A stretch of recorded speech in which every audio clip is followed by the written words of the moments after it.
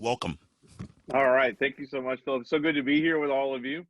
Minnesota is one of the few places I haven't gotten to spend a ton of time, but every time I am passing through, which I've done many times, I'm so envious of all of the green because, as Philip said, I'm a Georgia boy, and boy, do I miss tall trees and green grass. So today, rather than overload you with just all the training stuff that I would normally put into 3 1-hour sessions, which, by the way, are ongoing. And so if you want to take part in those after this, please feel free.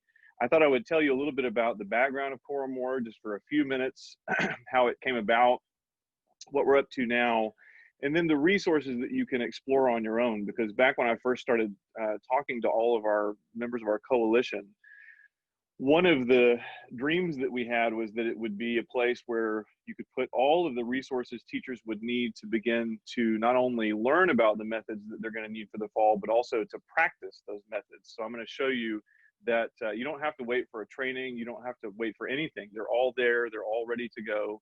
And you can go ahead and start working. And it's all free. As I've been saying a lot, this is not a for-profit endeavor. This is not a non-profit endeavor. This is just a website, and then a bunch of people who have agreed to cooperate. So, Philip, can I start a screen share? Am I able to do that? Great. Actually, you may need to be a co-host. I think you're muted. Try it now, Troy. I got it. Great. Thank you. Mm-hmm. All righty. So this is where you land on the website when you first go. Over on the advocacy side, early on, the reason that came about was because a few of us were having to defend our jobs back in April. And so there are some memos that some of us wrote to our boards, some community choir folks. I had to write a memo to my provost. And so there's a couple examples, but the good news is that our national organizations, our state organizations have really stepped up and done a wonderful job. So there's not as much there now, but if you keep your eye there, we'll update it every once in a while. Under performance, this may be the thing that interests you the least, but what I would encourage you to do is, if you think you're going to have to do some distance stuff with your choirs, participating in a virtual choir, which I think some of you are going to do this week with me, is eye-opening. It is humbling. And I think before we ask our students to do something, it's good for us to participate in ourselves and to see what it's like. There are some counterintuitive things that you might not have thought of. So, for example, one of the pieces of wisdom that is developing, and I think is going to hold true, is that for people who are experiencing asynchronous music assignments for the first time, even though we care about student learning outcomes, even though we want them to progress as musicians, it's probably good if the first time they submit a recording, they don't listen to it, because you are so vulnerable in that moment, just listening to your own voice all by itself for the first time. And as I think many of us would acknowledge, if we had to be soloists the first time we sang in choir, we would have never joined choir. So doing it for the first time is a way to sort of see what the process is going to be like, if this is a tool that you're interested in using. I'm hopeful that if you're doubtful about that today you'll see there are so many applications that are really powerful, and hopefully you will maybe change your mind. Oh, this is something that not only could I do, but I would like to do. It would be kind of fun. And we'll go over some stuff next week as well. I think we'll move in that direction. So there are example performances here. And then if you want to perform, and by the way, here's our own Tesfa right there with St. Olaf. I was the one who did the initial audio work on that choir. That's why that's there. San Jose State, our friends there. There's Tarleton down at the bottom, way back in April. And then this is the top 3 are actually ChorAmor groups. And so actually, no, I'm sorry. The top 2 are, here's ACDA leadership. So we did the ACDA choir as well. So anyway, all of this is here as a showcase, but it's also to show you what you can do if you'd like to participate in our choirs. And you can just get in touch up at the top of the screen. There's a get involved and contact if you want to be part of it. And again, there's no fee, there's no agenda for a business or anything like that. It's just, do you want to see what this is like? Sign up. By the way, the stuff that we're doing is not like consulting or fee-based. So the stuff that we're doing for TCDA, the stuff that we're doing for ACDA is all just, let's make a choir together. Let's all work on it together. This is not a business model. This is not a a way to make money. All right, so going back to the main page under resources, this is what I'm really excited about now, and that is that all of the resources we're generating are finding their way to this page. If you look up at the top link, you've got a shared folder, and this is just going to open to a Google Drive, so it pops up. And you can see some of the same things here, but then you can see you can also just explore. And there's lots of stuff in there, and I add to it all the time. The next thing you'll see are editing practice resources. So if I click on that, this is the main thing I was super excited about back in April. I realized, oh my goodness, if this is asynchronous, that means anything we do can be asynchronous, not just for us, but asynchronous for everybody. So let's say, for example, you've got a group of really awesome singers in the fall, and you're still having to do some distance learning in the spring. Well, you can plan your assignments in such a way that those singers are still with you, because you've got their recordings and they can participate. And of course, because it's at distance, even if they can't take your class, you can invite them back for a YouTube stream of their performance. And there's all kinds of fun things you can do because this is asynchronous. You can also involve alumni, because there are no time restrictions. You don't need to be together to do some of this stuff. So there's a lot of ways you can do outreach and retention, things like that, because of these asynchronous resources, just as you start to get creative. But in this example, you've got video and editing practice. So if you click there, you've got Ave Verum Corpus, which is what we're going to do together. And you've got MP3s of all the singer files and the accompaniment. And so you can just go ahead and practice. How am I going to put this together? I'm going to show you an example today of how to do that. If you click instead on the video editing practice for O Sing Joyfully, you've got 8 singers, 8 different movies. You've also got an XML file if you want to check out how to make a guide track with that. You've got a mix down of all the audio if you want to practice how to get the videos synchronized and then use the beautiful mixed down audio. We'll talk more about that later. So there's chances for you to practice under this folder. And then next thing on this resources page, methods. This is developing, but it's developing. I think it's going to start going faster and faster and faster as we start getting closer to August. People will begin to feel a greater sense of urgency. So this is not just, I love Philip's word. You called it a distance choir experience, Philip. I love that. That's great, because like many of you, I had a visceral negative reaction to virtual choir. I thought, I don't want to do that. So the idea is not just virtual choir. The idea is, how are we going to do this? Hybrid, face-to-face, distance, what are we going to do? And so these methods databases are here. You can submit your own ideas. There is a curated spreadsheet, and then there is just everything you've submitted. So as long as you're playing nice with each other, we'll just keep that link open to what everybody submits. And then when I do my presentations, I use this Google slideshow of how to make a virtual choir. And you'll see as it comes up, I think, yeah, there's always at least 10 or 12 people looking at it, because it serves as a good reference, even if you're not there for the training. So it's got all the steps you would need. There's about, I think, 16, 20 slides at this point. And so it's kind of a good reference. It's not necessarily going to get you through, but I think one of the things that folks have a hard time with sometimes is thinking through the logistics, because it can be very complicated. And having a template to work from, I think, is really helpful. And you're going to get that not only from the website, but also in your experience we're going to talk about a little bit today. All right, so there's the methods material. Down below that, last thing on this page that we'll go over is Matthew Workman really was true to his name and did some work. He went and called publishers and distributors and got information about where would you like to have folks call, where would you like them to email, how would you like them to get in touch.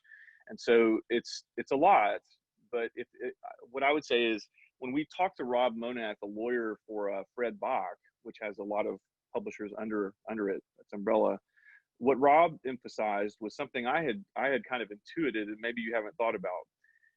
The laws governing, can I distribute music that I already own via PDF? Can I record guide tracks? Can my singers record and send them back to me? Can I then assemble that into a choir and put it out on YouTube? Can I stream it via Facebook or YouTube? Like, there are so many laws governing all that stuff that it is just an impossible tangle. And that was what we heard from Rob. And so what Rob said, the best idea is, go to the publisher. If you have a special piece you really want to do, write them a plain language letter, tell them what you want to do, and that publisher is they're in trouble. I mean, they're really struggling, and so they know they've got to help us, or they're going to have they're going to have no business. And so they want us to do their music, so they'll send you a letter back and say, you know, it's this much, or they'll direct you to their page. Some of them are here, so don't despair if that's something you've been thinking about. Here's a resource to get you started. And then I guess many of us have already realized we're not going to be able to do the repertoire we have done in the past. You know, I'm thinking maybe half the amount of repertoire that I've done in the past. And then varying up our activity to all kinds of different experiences, learning about history, learning about theory, learning about instruments. We're going to do all kinds of things. So what that means is for this publishing and copyright stuff is it's not going to be as complicated as it would have been if you were like, oh my gosh, my 24 pieces on my concert, I'm going to have to do every single one. Pick a couple that you really are excited about, pursue those. If you stream, you likely have an exception based on your licensing at your school. If you're at a bigger institution or you're a bigger system, you may not have that option, but streaming is generally covered under a lot of different licenses, CCLI, BMI, ASCAP, that kind of stuff. So you can probably stream and be just fine.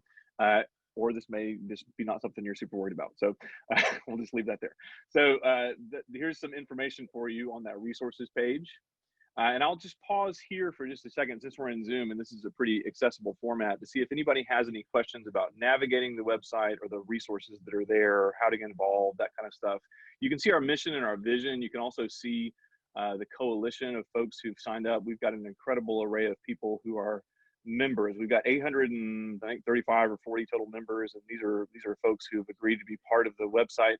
I need to update this because we've added more, but just some of the best and brightest who are helping out and making sure that these resources are really solid.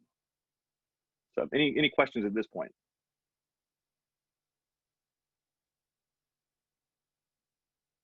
All right, hearing none, we will proceed. Feel free to interrupt if you do think of one. All right, so under the folder of all shared resources, which I already had open,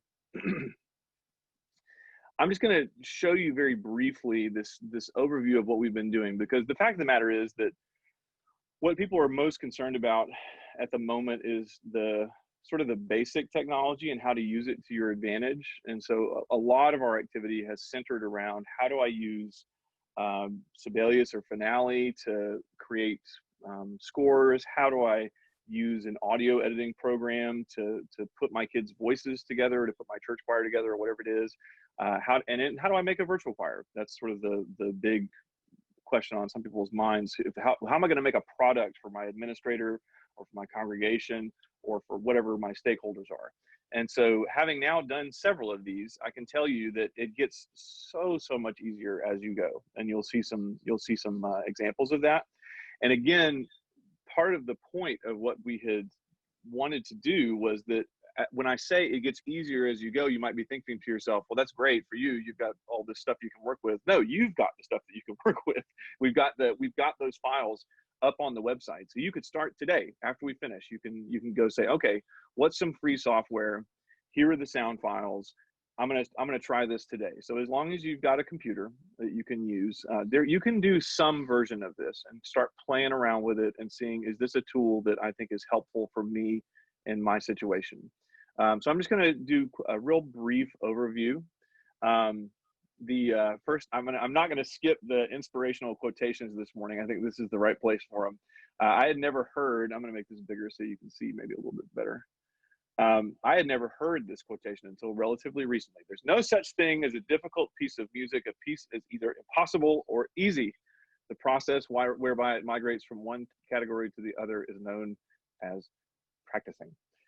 It's not quite fair because Menuhin was a genius and a prodigy, but I mean that's what we try to tell our kids, right? And so that we need to take that advice. We need to realize, oh, this is daunting and huge and scary, but that would have been the case when you were 8 years old and somebody said play Rachmaninoff, So you don't start with the Eric Whitaker virtual choir. You start with some small project, and I'll show you today an example of how easy that can be. I can show you how to do one in about 10 minutes.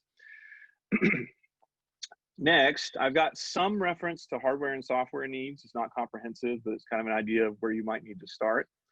And then again, how to do things kind of step by step in a way that works. That's the thing that hopefully this will help you with.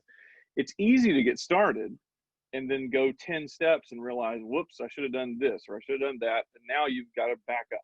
So the idea behind this presentation is not to be comprehensive for every piece of software. It's not to tell you every single problem that might come up. It would be a million slides long. The point is to give you a scaffolding for the process so that you're not making mistakes that you're gonna have to go back and do over again. So hopefully that makes sense to you and will be helpful to you. I've added detail as I've gone along, and I've got all kinds of stuff in here. The good news is that you also can see examples of these things. So if this is just a wall of text and you're discouraged, like, oh, I don't want to go through that, you can go and look at examples of these things. The thing we're going to do together is I'm going to employ a video guide for you where you just click on a video and you've got the score in front of you and you've got the audio. And I'll show you that in a moment. You can also, when you go to do a guide for your singers for the first time, so let's say you're dealing with younger people or you're dealing with folks who don't have a lot of technology skills, is you can do instructions in the video, both verbal over the top of your music, like you might do in class, or visual. You give people visual cues. So that might not have occurred to you. Here's an example of our dear friend Michael conducting. You can make it so that you conduct, although I would say that usually everybody's brain is very busy with this new process, and so trying to take in conducting while you're also doing all this other stuff can be challenging. But there's instructions on how to do that. And then I have to say, having been doing this now since March, this is the most challenging part, is the audio mixing and mastering. This is where you can spend just a ton of time. I know it might seem like the video is the really hard part, but the reality is, when it comes to video, most of us don't really want to see heads singing in boxes for 3 minutes. And so there are many better ways to accomplish the visual goal than doing 300 videos in parallel. There are better ways to do that. And we'll talk about that in just a minute. The audio mixing and mastering is really where a lot of the challenge is, because you have to use your ear. There's a lot of artistic choices you have to make because they're not in the room together. So you have to decide, okay, how am I going to spread out the choir? How am I going to balance the piano? There's all those choices that you have to make. It's not going to be perfect the first time, and you'll get better every time, but it does require a little bit of work if you want to create a finished product, a performance. But I'll show you in just a minute. That's probably not going to be your goal most of the time, and there are fun things that you can do that are much, much faster. So you've got kind of an outline of that process. And then this is just a stock photo, but I put a picture of that little cutie there because I think all of us know that when we go see our child in in their school production when they're 4 or 5, the musical content might be on a scale of 1 to 10 about a 1, but it might also be our favorite performance we've ever seen in our lives. So that visual can be so powerful. So it is work, but it's oftentimes worth it. It's often a better advocacy tool than what we might do just through all the singing we could possibly do. Putting out one YouTube video of people's children might be the way that you really tell people your program is worth it. And then the ideas I wanted to share with you real quickly on this front were that, again, putting the heads into the boxes, it takes a lot of computing power. There is a way to do that I'll describe to you very quickly. It might not make any sense to you with no experience, but you can take a group of, let's say you have 20 singers. You could divide that group into 5, 5, 5, and 5, mix down a group of 5, put it over here, put it to the side, mix down a group of 5, put it over here, mix down, you get the idea.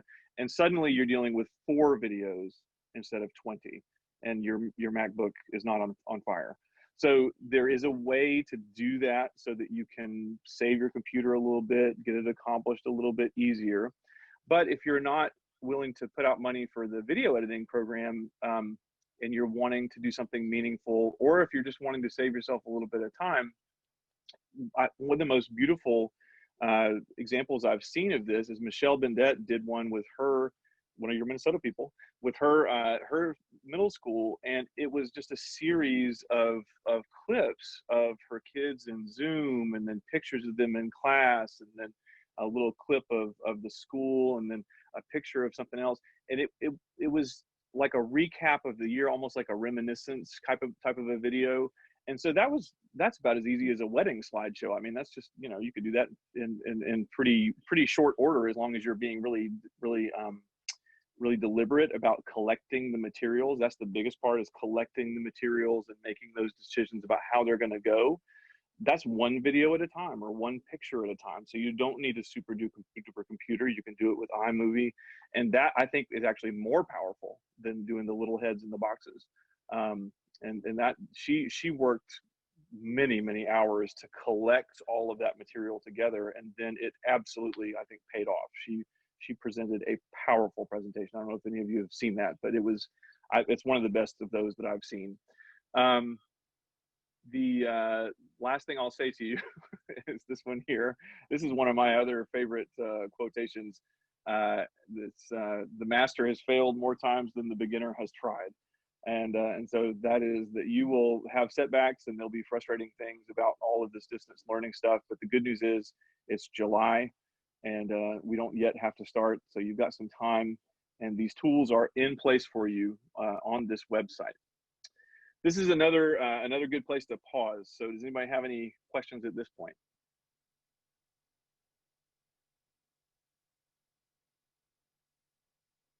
All right, I'm going to show you a very quick example of something relatively easy, but that I think maybe can show you a way in which this doesn't have to be your sort of traditional virtual choir in order to be meaningful and powerful. I hope you'll forgive the out of tune singing. You'll just have to accept that that's part of the proof that this is a bunch of just amateur people getting together for fun.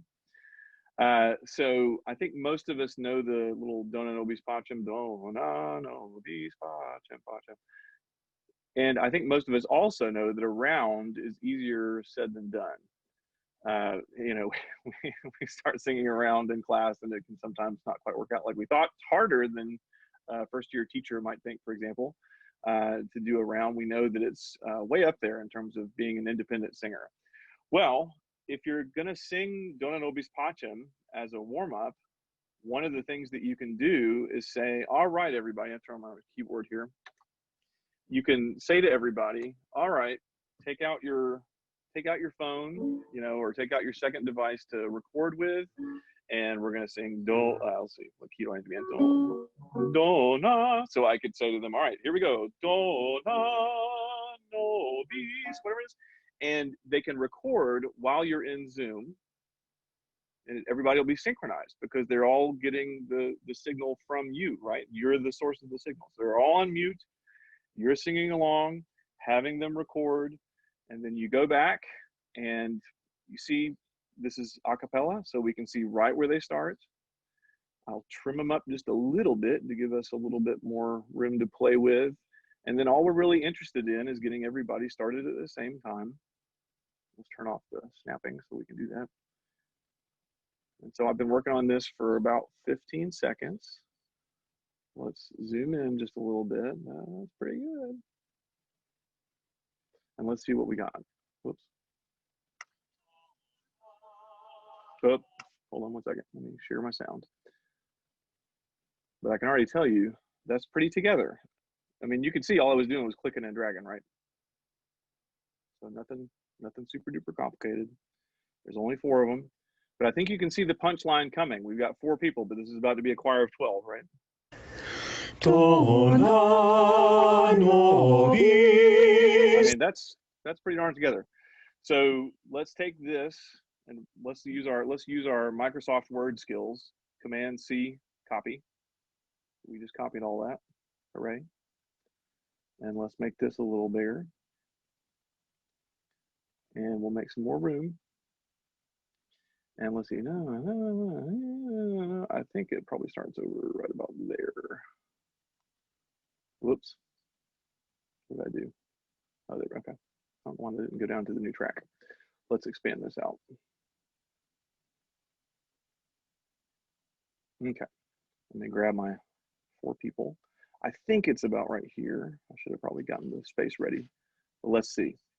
So,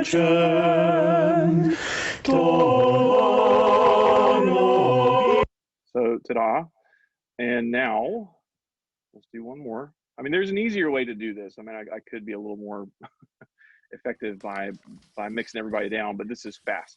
So we're trying to be fast, right? Right here. Troy, Yes, when sir. you finish, I have one question for you, so just let me know when you're ready for it. Yep, you bet. I don't know why that's going into that thing, but here we go. All right, and we'll listen to the final version of this when everybody's together. Let's get everybody right, synchronized. And now we've got our choir of 12.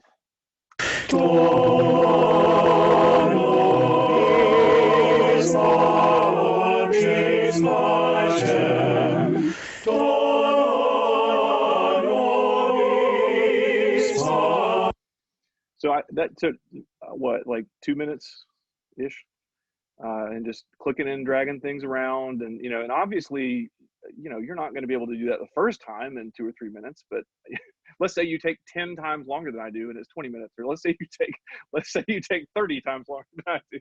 I mean, your first time is going to take a little bit, but then you'll figure it out. And again, the only skills I was using just now was mainly just clicking and dragging and then copy and paste, which you know how to do from Microsoft Word. So I didn't do any special editing, and not only that, but these are the kind of skills we're teaching in our weekly sessions. So actually today, so if we're at 11 o'clock, I have to leave you so I can go teach audio mixing and mastering. That's actually the lesson we're teaching today. So that's a practical example. And the reason, Philip, I'll let you break in with your question. Yeah, so this is from Amy, just asking, do people email the recordings of themselves to you? What's the best way to We'll collect these get there. recordings? Yeah, all right, we'll come to that in a second. That's the next little chunk. So Amy, hang on to your question for just a minute, because boy, that's a rich question. A lot of a lot of things to talk about there. But the thing that I've been doing, and I'll show you an example of my Tuesday night rehearsal, just so that you don't think I've got my Arabian ponies every Tuesday night who are able to do just anything. I have a Tuesday night group that when everybody is together is, oh gosh, am I going to be able to find them? That's a good question. I think I had it titled Happy Birthday. Let's see if I can find them. I should have looked for them first.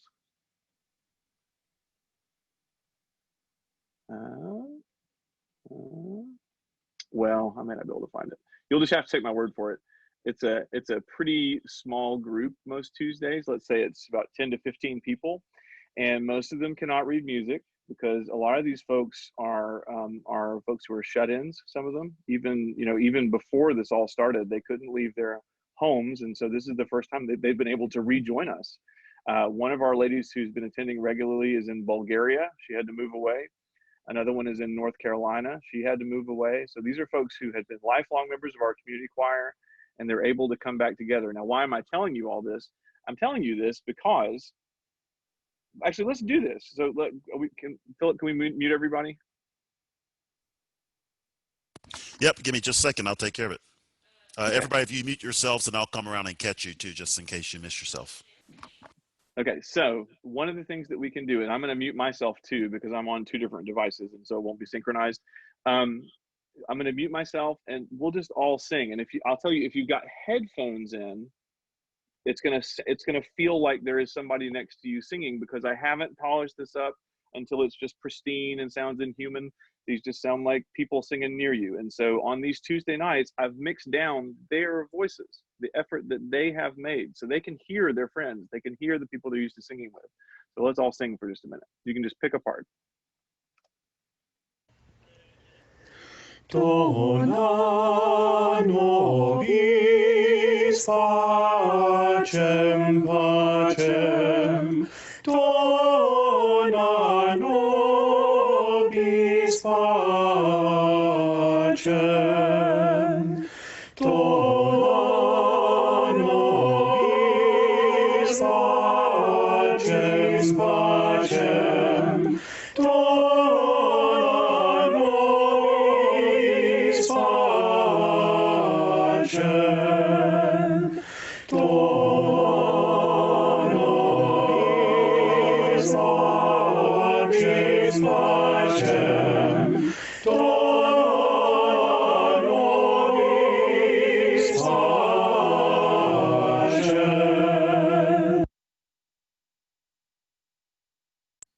just in the interest of time, we'll stop there. But I'm just going to tell you and you're just listening to some random voices, but when you're in Zoom and you can see everybody's face, people you know, and those are, instead of just random voices to you, you know that that's Travis and that's Ariel and that's Troy, and you know those voices. I've seen a lot of comments on Facebook like, this is not choir. Like, obviously, this is not perfect. This is not what we want to be doing, but it is a solution to being able to sing with children, especially. I mean, just good grief, think about the opportunity cost of these children missing out on singing together. So being able to do something is so powerful.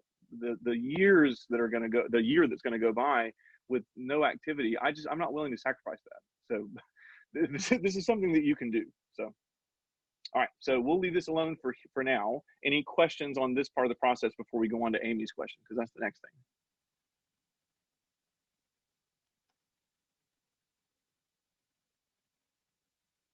Philip, you're muted, I think.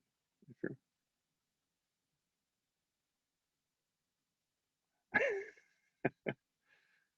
Let's see.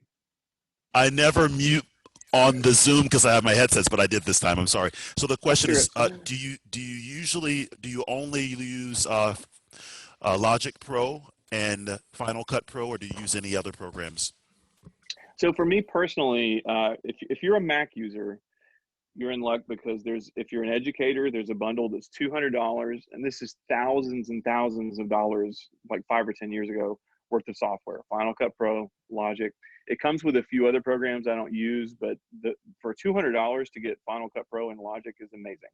And they're going to do anything you could possibly want to do. The only upgrade from there is to get something like Pro Tools or Cedar and spend thousands and thousands of dollars. So if you're a Mac user, that's an amazing deal. For our Microsoft, or for our PC friends, it's a little trickier because you've got a wide array of choices, and they vary widely in price, from free, again, to thousands of dollars. If you're a university person, you probably have access to the Adobe suite. The only problem with the Adobe suite is it is a drain on your computer. It really requires some heavy machinery to be able to operate well. But again, if you think of what I talked about with the 4 videos instead of 20, you can do the same thing with the audio.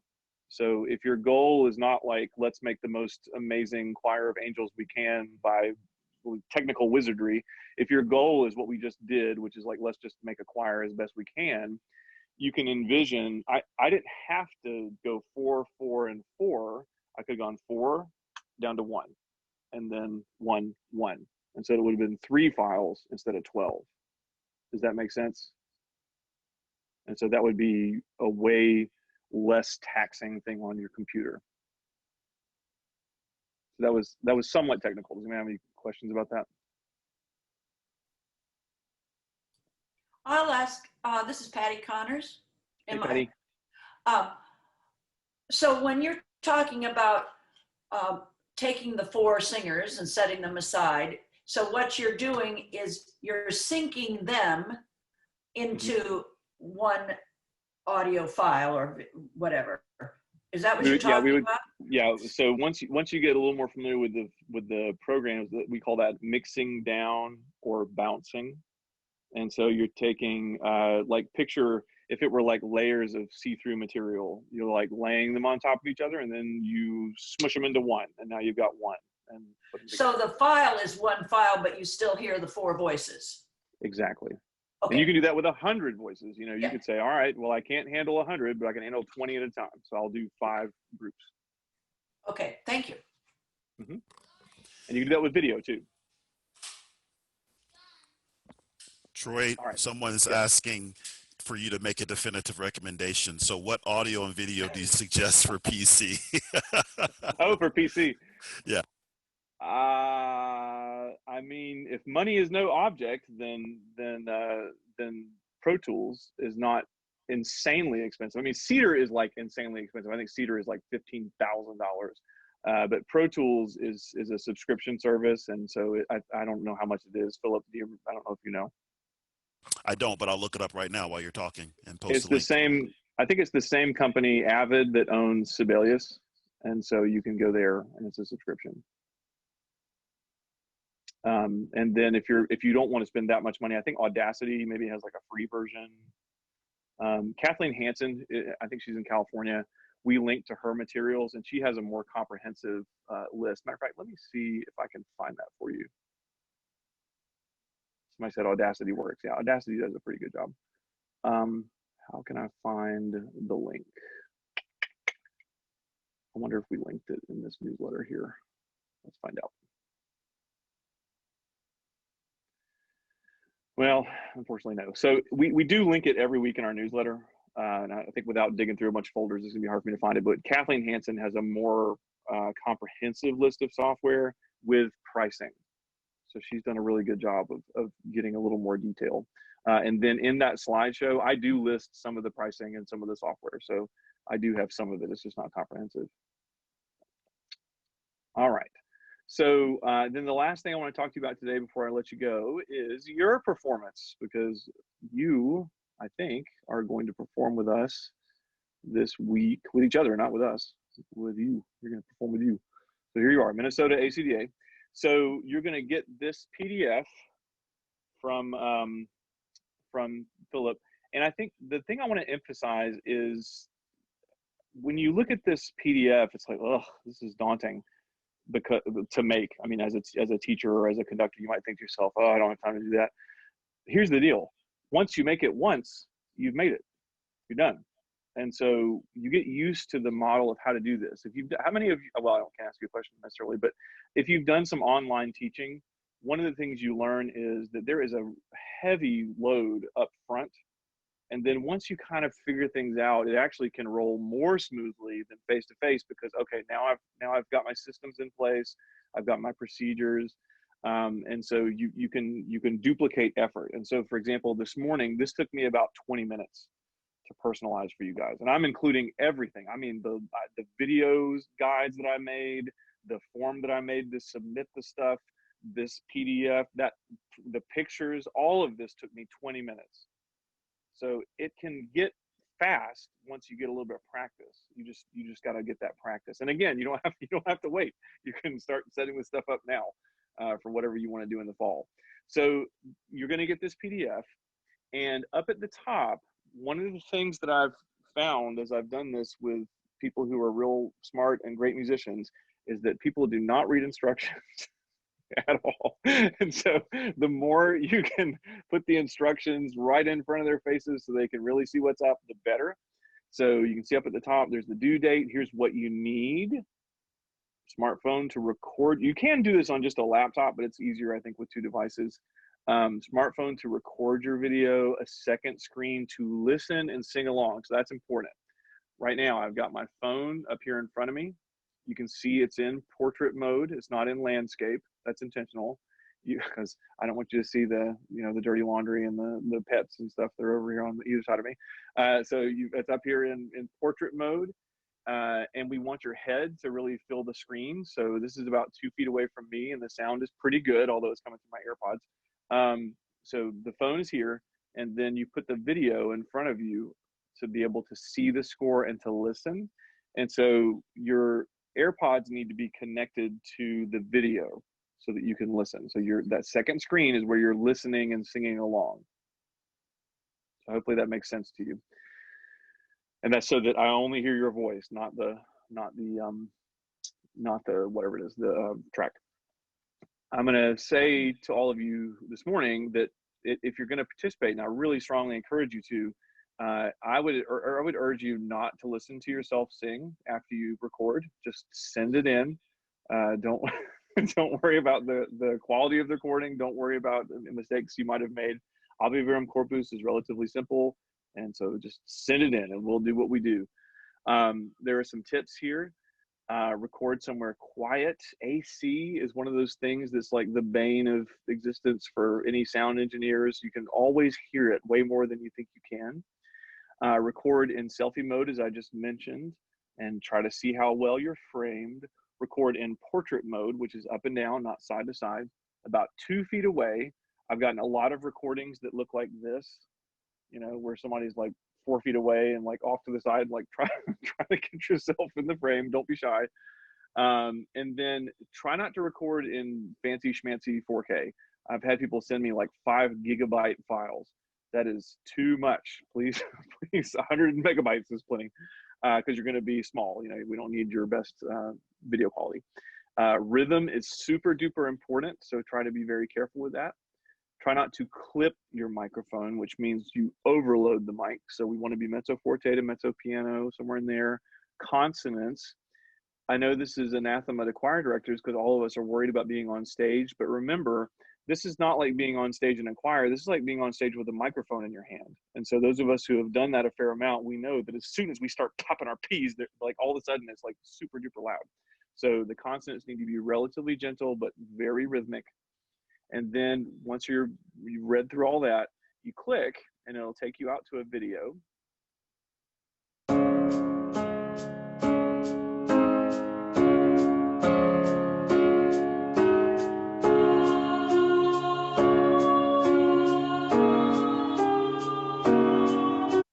So you can go all the way through the song, okay? And then at the end, I've actually put on here for you to, where is it? Oh, there's a little blank at the end. If you're recording a video, remember to hold still until after the accompaniment concludes, because the first person who cuts off, you're going to go black. and so if you cut off your video early, that means everybody's done, because we can't have one person suddenly disappear. So try to sing all the way through. And hopefully I'll have time to do the visual, not just the audio, so you can see an example of all of yourselves singing in a group. So you've got soprano, alto, tenor, bass. And then when it comes time to submit your recording, it's just a Google form. You submit your email address and then add a file. And that's it. And so this is the reason I wanted to do this for you, is because this is an example, especially if you're a church choir person. Man, okay, here is one page where your church choir gets all the information that they need. They can click, click, click, and then be done. I got a question from Patricia. How do you know what your gigabyte level is for recording? That's your resolution of your screen. So you have an option to record in 4K. If you're in selfie mode, you're probably not gonna have to worry about it. And Patricia, this is a great question regarding, like, if I'm the director and my choir member says, how do I know what the gigabyte level is? You need to call that choir member on the phone and say, hey, let me help you and walk you through this process. Because once they get it the first time, they're going to be in a much better position. So they need to be able to go through it, and you walking them through it is going to help. And again, I know that sounds like, oh my gosh, I don't have time to spoon feed every member of my choir, but you got to remember there's a high bar to entry. So it's not about retaining even at this point. We've just got to get them to try to do it for the first time, see what it's like, have a positive experience, and then we can put a little bit more on them. Because I'm just going to tell you, this initial jump for most people is a hurdle. They are scared, they're embarrassed, they don't want to do it. So being able to walk them through that gently is super important. Let's see. Thank you, Philip. What do you suggest for submitting files? So I think selfie mode is okay, Patricia. I think if you film in selfie mode, it's going to be in the lower resolution. Laura, oh wait, there wasn't a question. If you don't have a Google platform, so if your school does not have a Google platform, the Google Drive sort of upgrade to your storage is not super duper expensive. I can't remember how much it is, but I have 2 terabytes, and it's not pricey. So that's an option for you to do. And you may have a cloud storage option at your school. A lot of schools do. There was another question I was going to answer. I think it went up. Oh, what do I suggest? That was it. Okay, so there's that. And then, oh yes. Oh, so one of the things that I'm going to be giving to you via the website that I hope everybody enjoys is our friend Tesfa. Is Tesfa here this morning? I don't know if he's even still here, but he asked me to set a piece around the theme of be the change. I will be the change. So I hope you're going to be excited about this for middle school people. One of my realizations as I was thinking through doing distance learning was people are still thinking of the pieces that we're doing as if it is a piece that we all have to sing from start to end together, and it is like the traditional, we're going to stand on the, that's not, we're not living in that world anymore.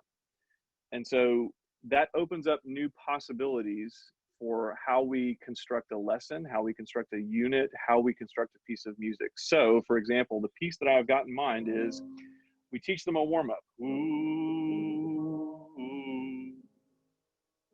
ooh, ooh, ooh. And so the savvy among you may have realized that's a round.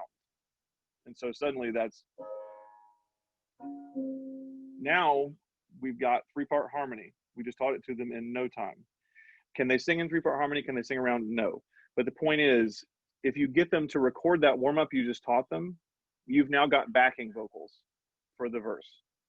And then, I will be the change I want to see in the world. I will be the change I want to see in the world. I will be the change I want to see in the world. How hard is that? Teach that in a minute. Get some repetition in there. They're singing in unison. It's a 1-octave range, perfect for little trebles or for your high school kids. And so then they've sung that round. Well, you could have it for the first chorus in unison. The second chorus, you could layer it in as I just showed you as a round. And then for the third chorus, for the climax, you can just have it start in 3-part harmony. And then you can teach them ostinati. And so for your little changing voices, you know, be the change, be the change, be the change, be the change, be the change. You know, and so you teach them a little ostinato. So anyway, this is all going to be printed out and is going to be music and pulled into a unit for you. So for middle schoolers, not only do I think this is applicable, I actually think there's some really powerful things that you can do creating a lesson, a unit. And so some of the stuff that you've been doing in the past, you know, over the course of weeks is going to be great for this format, because you're going to be able to do it quickly, give them something where like, well, this is actually really cool. And something fun to do. And so I'm doing that next week at an all-state camp, that piece. And so you'll have not only video of how it's taught, you'll have the PDF, this will all be free, the PDF of the music itself, and then you'll have some written out ideas for the lesson and some enrichment to go along with the lesson. Okay, I think.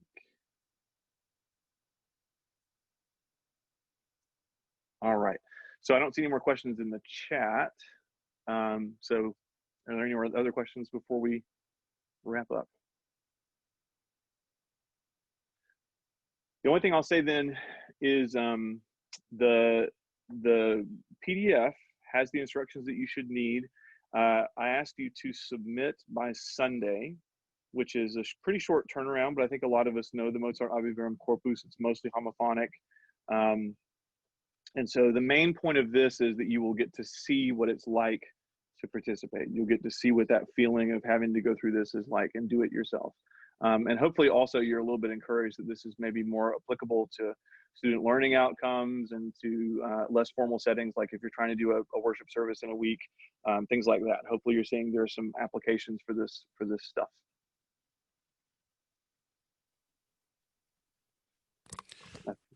Hey, Troy.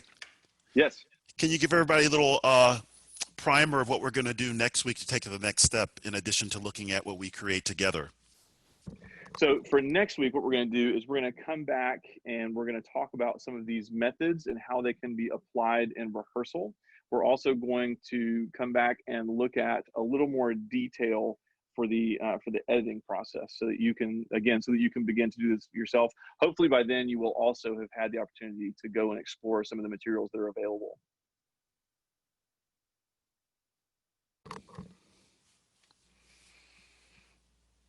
I'll stop sharing.